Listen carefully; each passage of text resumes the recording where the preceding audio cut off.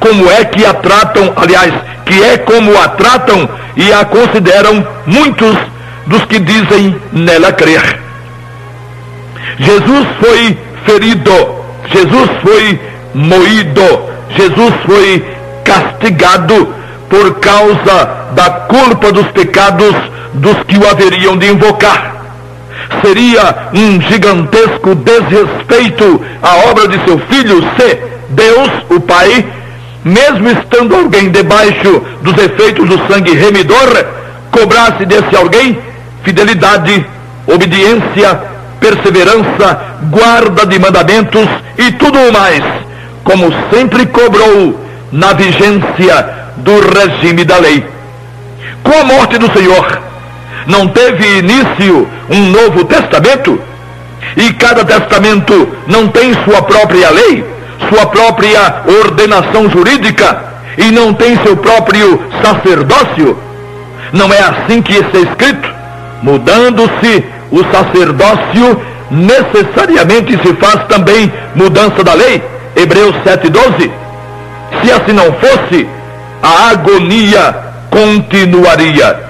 A agonia da incerteza, a agonia da insegurança, a agonia do sofrimento atroz, a agonia do jamais saber se aconteceu de fato uma remissão completa e definitiva, com perdão total, com justificação total, com reconciliação total.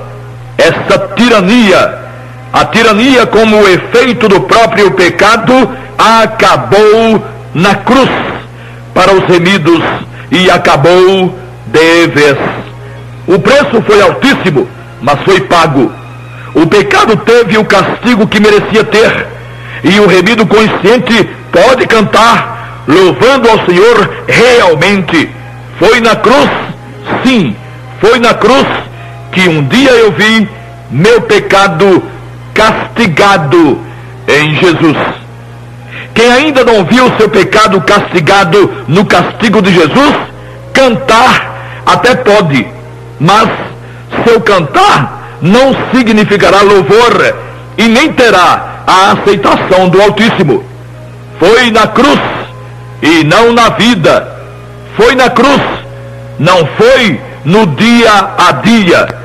Não foi depois de uma vida de testemunho, em que se dá testemunho de si mesmo. Foi na cruz.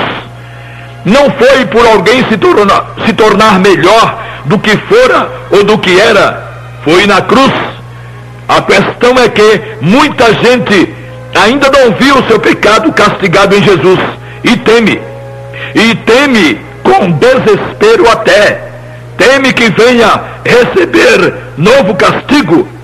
Castigo que resultaria na condenação, na perdição, nas trevas eternas. Teme até essa gente não ser arrebatada se não estiver pronta, se não estiver merecendo, se não estiver perseverando. Essa mesma gente, de forma inconsciente, a dizer, termina o refrão dizendo: e agora me alegro em sua luz. Alegra-se nada. Alegrar-se como? Se vive em tormento, na corda bamba, com o coração por um fio, ouvindo o líder dizer o tempo todo que quem não for fiel e perseverante pode esquecer a glória e pode esquecer o Senhor. Que alegrar-se coisa nenhuma. Isso é o que tem acontecido com a igreja de Laodiceia, essa de agora. Ela não consegue alegrar-se com a alegria do Senhor, porque não consegue ver. Luz existe, mas um deficiente visual não consegue ver nem mesmo a luz do sol em pleno meio-dia. Não há defeito na luz, e nem está faltando luz. O problema é a falta de visão. Só se alegra na luz do Senhor quem tem consciência de ter sido o seu pecado castigado nele, porque consegue ver. O Senhor, a igreja atual aconselha: unge os teus olhos com colírio, para que vejas. Apocalipse 3, 18. Ainda bem que a cegueira de Laodiceia pode ser revertida. Basta que ela faça uso do colírio da palavra de Deus. Ela tem a palavra de Deus, mas a palavra vem sendo usada ao seu belo prazer, em sua completa conveniência, para respaldar pontos de vista e dogmas seculares acariciados profundamente, mesmo distantes dos contextos e de análises e de exegeses confiáveis. Enfim, ninguém será desculpado se errou porque quis. No plano de Deus não existe bagunça ou anarquia, mas também ninguém será desculpado se não sabia porque não cuidou em saber. O remido consciente e temente a Deus descobriu ter sido seu pecado castigado em Jesus. Isso aconteceu quando ele, pela fé, abriu seus olhos. Até então, vivendo uma vida de medo e de incerteza, uma vidinha medíocre. Desde então, alegra-se profundamente na luz do Senhor. Para se alegrar na luz, ele teve que primeiro ver a luz. Nós, remidos desta época, compomos a igreja de Laodiceia. Nenhum remido tem como evitá-lo. Os 6 períodos anteriores já se foram. Qualquer estudante de escatologia, mesmo sem muita profundidade nessa área, sabe isso de cor e salteado. Somos Laodiceia. Mas Laodiceia é tão Laodiceia que não admite que o que anda fazendo não seja o que disse Jesus que Laodiceia faria.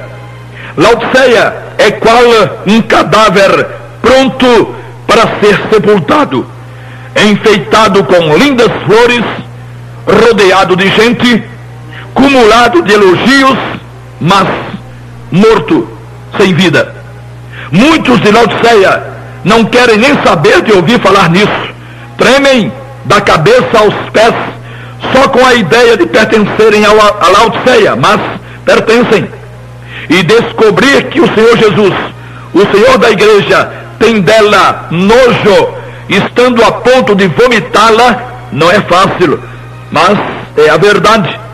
O Senhor não consegue ter prazer naquilo que ele vê sendo feito e sendo dito em seu nome. E ele declarou seu desprazer de forma peremptória, incisiva, direta. Estou a ponto de vomitar-te da minha boca. Eis que estou à porta e bato. Se alguém ouvir a minha voz e abrir a porta, entrarei em sua casa e com ele cearei e ele comigo. Apocalipse 3, 16 e 20. Para não perder sua condição de Laodiceia, Laodiceia tem atribuído ao mundo e dirigido ao mundo essas declarações do Senhor Jesus. Só que o Senhor estava se dirigindo à igreja e não ao mundo. Nem ele se dirigia ao mundo e nem se dirigia a uma pequena comunidade do primeiro século encravada na Ásia Menor apenas. É com a igreja atual, miserável, desgraçada, pobre, cega e nua, que ele não consegue manter comunhão, pois ela lhe provoca ânsias de vômito. O mundo já é o mundo. O mundo já está no maligno. O mundo já navega na perdição e nas trevas. O problema não é com o mundo. O problema é com Laodiceia, que faz que não está entendendo e nem sabendo. Na carta a Laodiceia não existe uma só reprimenda do Senhor no que diz respeito a qualquer dos pecados da carne. Não que os pecados da carne ou com a carne sejam admitidos por ele e não devam ser evitados, muito pelo contrário, mas não há uma só advertência nesse sentido no texto a Laodiceia. A